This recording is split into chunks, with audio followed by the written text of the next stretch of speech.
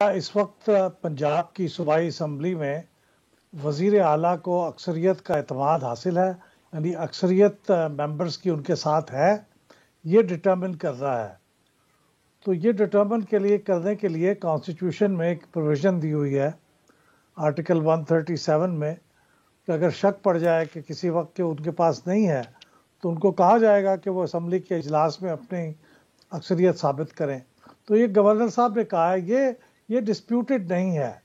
Disputed ये है कि वो कहते हैं कि एक सेशन चल रहा है, उस सेशन के अंदर एक दूसरा सेशन कैसे समन किया जाए। अब बात यह है कि जो कॉन्स्टिट्यूशन के अल्फाज हैं उसके अंदर तो सेशन को बुलाने की बात नहीं की गई, उसमें लिखा गया है समन प्रोविंशियल असेंबली। तो प्रोविंशियल असेंबली का अगर सेशन ऑलरेडी चल रहा है तो उसी सेशन में बुला लें असेंबली को और उसी के अंदर साबित कर दें। सही।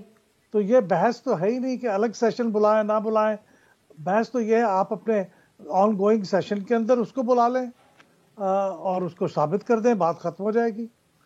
तो जो वोट ऑफ नो कॉन्फिडेंस है, देखिए जो वोट ऑफ कॉन्फिडेंस है उसका टाइम टेबल गवर्नर फिक्स करता है, ये उसका प्रोरोगेटिव है। उसने एक डेट फिक्स कर दी और एक टाइम फिक्स कर दिया। जो वोट ऑफ नो कॉन्फिडेंस है उसका टाइम टेबल ऑलरेडी रूल्स में और कॉन्स्टिट्यूशन में फिक्स्ड है। तो उसके मुताबिक तो जो टाइम लाइन है वो डिफाइंड है कि जब वो नोटिस दिया जाएगा तो उसके 7 दिन के बाद इसके ऊपर कार्रवाई शुरू हो सकेगी। अभी तो नोटिस दिया है ना 19 तारीख को, और दरमियान में 7 क्लियर डेज होने चाहिए। ये असम्बली के रूल में लिखा हुआ है, रूल 23 में पंजाब असम्बली के। इसका मतलब है कि इसकी कार्रवाई का आगाज़ 27 दिसंबर को होगा, उससे पहले नहीं हो सकता। और उस वक्त आगाज़ होगा तो उस वक्त पहले इजाज़त मांगेंगे, फिर मूव करेंगे। मूव करने के 3 दिन के बाद वोटिंग हो सकती है। तो अर्लीस्ट भी होगा तो वोटिंग 30 दिसंबर को होगी, उसकी टाइमलाइन फिक्स है। उस पर स्पीकर साहब सिर्फ ये कर सकते हैं कि 3 से 7 दिन के दरमियान में कोई दिन जब वो चाहे फिक्स कर लें। गवर्नर का जो पावर है वो बिल्कुल एक अनकंडीशनल पावर नहीं है, कोई वजह होनी चाहिए, उनको रीजनिंग देनी पड़ेगी। क्या आपको ये एक अहम पॉइंट लगता है जिस पे कोर्ट में जाके शायद पाकिस्तान तहरीक इंसाफ में भी ऑन स्ट्रॉन्गर ग्राउंड्स? देखिए वो जो गवर्नर साहब ने खत लिखा है चीफ मिनिस्टर को, उसमें उन्होंने 5-6 इंस्टांसेस कोट किए हैं जिसकी बुनियाद पे वो ये समझते हैं कि अब वो असम्बली में अपनी मेजॉरिटी का एतमाद खो चुके हैं। वो उन्होंने उसके अंदर बातें नरेट की हैं जो यानी उनको अपने आप को मुतमईन करना चाहिए।